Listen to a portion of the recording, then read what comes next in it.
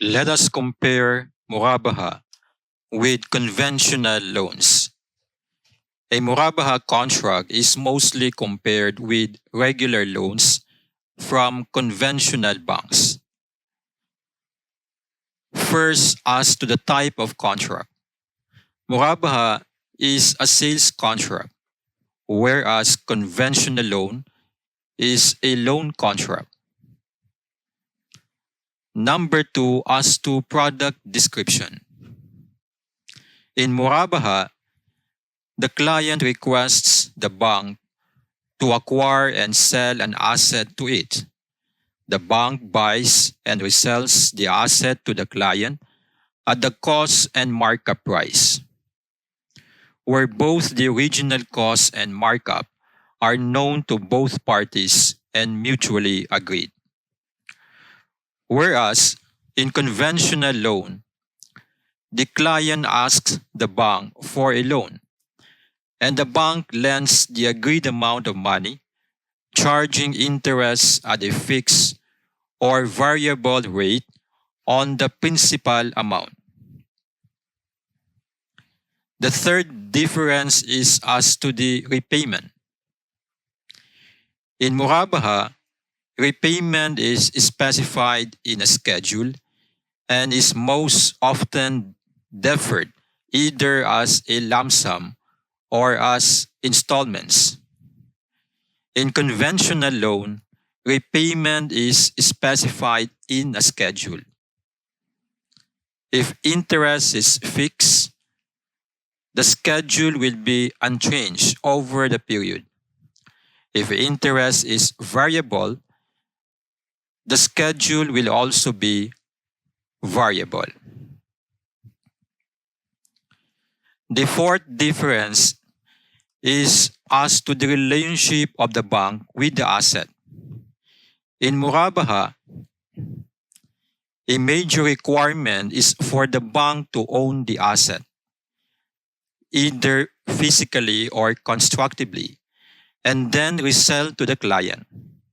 In summary, the bank sells the asset. However, in conventional banks, the bank or banks only lend the funds and have no relationship to the asset. In summary, the bank sells money.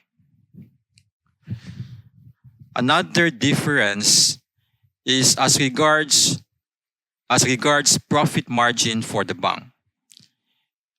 In Murabaha, the bank has a fixed margin since the cost plus the markup is decided at the onset of the contract. Whereas in conventional loan, the bank usually has a variable margin since most often the interest rate is variable. Even if the rate is fixed, it is usually fixed for a limited period and then becomes variable. Another significant distinction is with regard to risk related to the asset for the bank.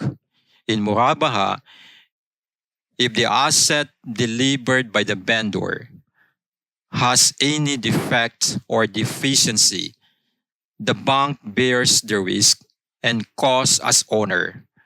Whereas in conventional loan, the bank only provides the funds.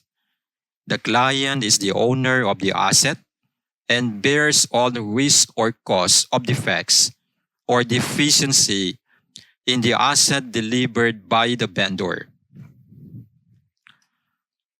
Also, another distinction or difference is the extension of repayment.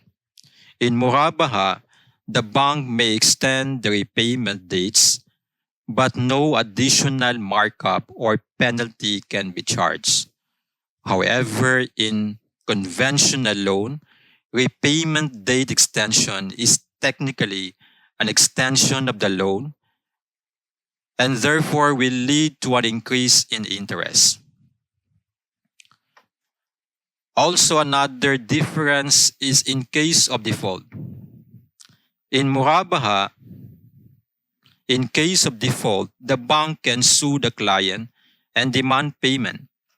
Whereas in conventional loan, the bank can also sue and demand payment as well as additional charges. And the last but not the least distinction is as regards early payment discount. In Murabaha, an early payment discount cannot be built into the Murabaha contract as per Sharia rulings and cannot be mandatory. The bank may provide some discount voluntarily, whereas in voluntary loan and in most loan contracts, an early payment discount is built in, and early payment also leads to less interest expense.